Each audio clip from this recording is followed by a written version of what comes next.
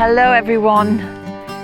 We're so lucky today. We've got a really bright, sunny, warm afternoon. So it's a bit late in the day really to be harvesting, but I've just got to grab the opportunity while it's here. So I'm just grabbing a few little bits and pieces. So this is wormwood, very strong aroma. And I'm going to get this beautiful red clover. So this is red clover. It's just seeded itself here, so it's a really lovely patch. And I'm going to take this because it's a brilliant phytoestrogen. So that means it helps to balance hormones because it goes to the estrogen receptor sites in the body. And that means there isn't an excess of estrogen causing any PMS or any of those other problems that women have. So it's a wonderful ally for women. It's also great for children with coughs, and it's a really excellent blood cleanser. So I'm just going to get enough of this. I've dried a lot already to make tea, but I'm going to get a bit more now to make a tincture with. We've got lots of red clover dotted around all over the place. We've got a big bunch of it right at the front door.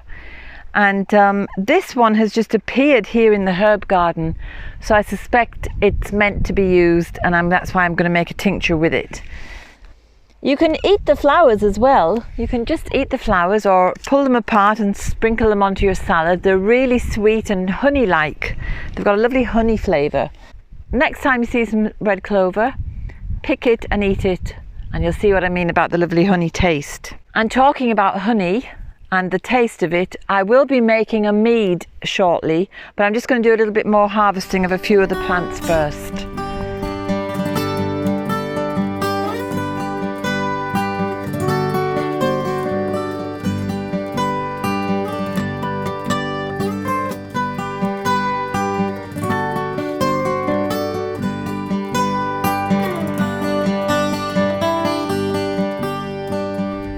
Come on, dogs. Look, this, if we get a sunny day again tomorrow and the next day, I'll be able to harvest the St. John's wort. It's just about to burst into flower, and it's the top part of the plant. We take leaves and flowers and buds and everything, but I would like a few more flowers, so I'm going to leave that until tomorrow. But we have here a beautiful self-seeded patch of lady's mantle, so I'm going to take some of this.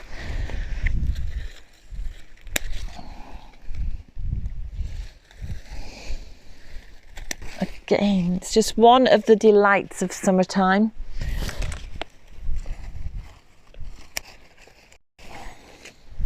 Just taking enough that I can tincture this evening and hang up to dry. So let's head to the terrace and make some rose mead.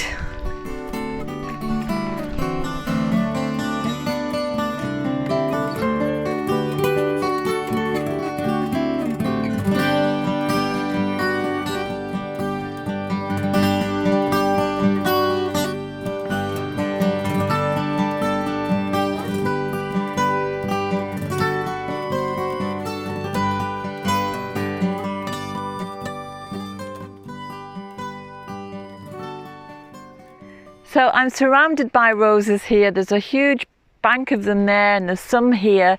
It's really a year for roses. I've made so much rose water, and I've made rose face creams.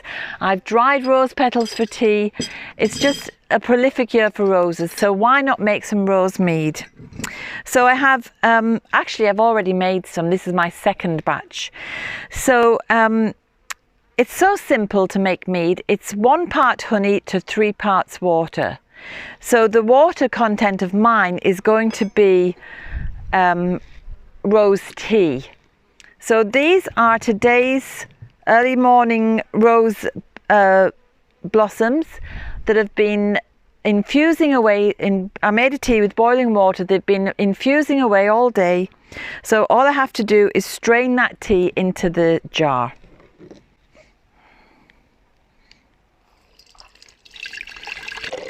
This has been infusing in the sunshine as well. So it's both water and solar infused. So I'm leaving a gap to get the honey in. And because it's 3 parts water to 1 part honey, I worked it out. A litre is 250 ml is 1/4 of a litre. So that's 1 part honey is 250 ml. But honey comes in grams. So I've done a conversion, and 250 ml of honey is approximately 360 grams.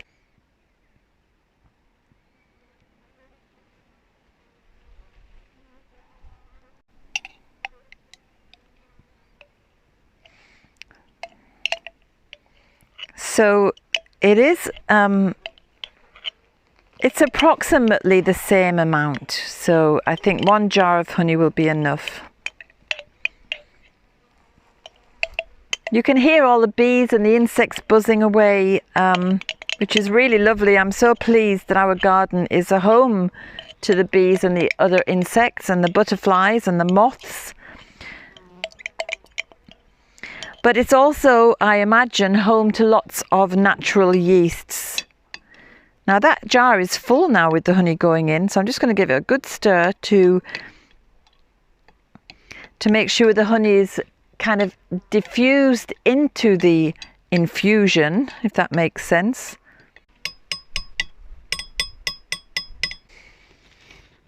So I'm hoping all the wild yeasts will come in to help with the fermentation. But I'm also going to just sprinkle a tiny little bit of yeast onto the surface. So we don't need a lot. It's really just giving it a little start, and the wild yeast will come in and do the rest.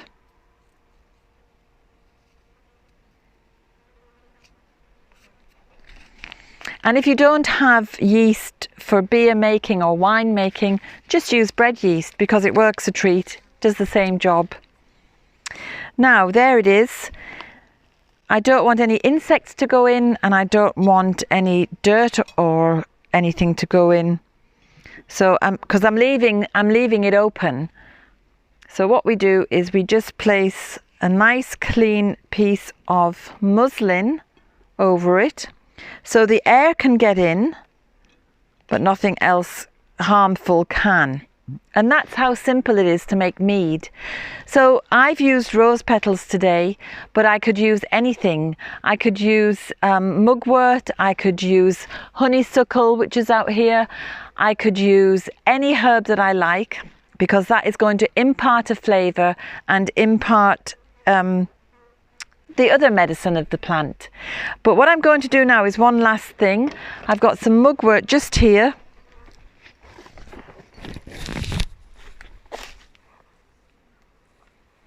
I'm going to take off some side branches.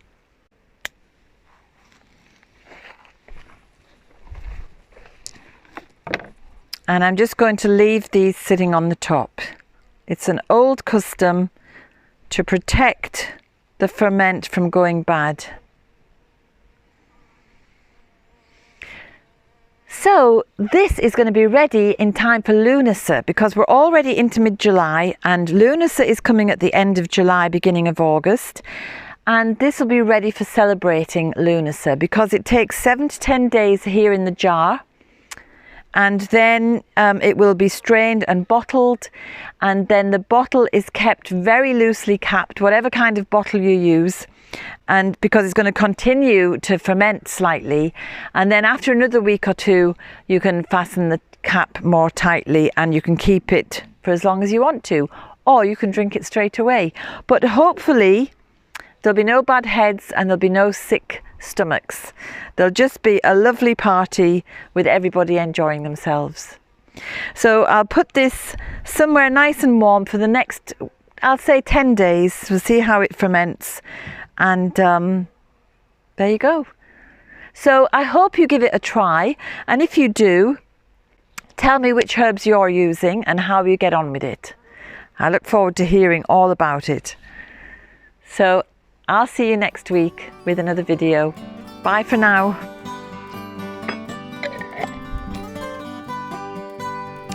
I hope you enjoyed today's film. If you did, subscribe and hit the bell for notifications.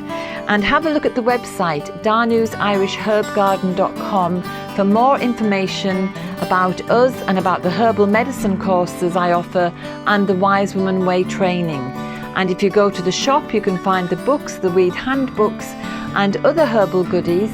And remember, we put a new film out every Sunday. So looking forward to seeing you next week.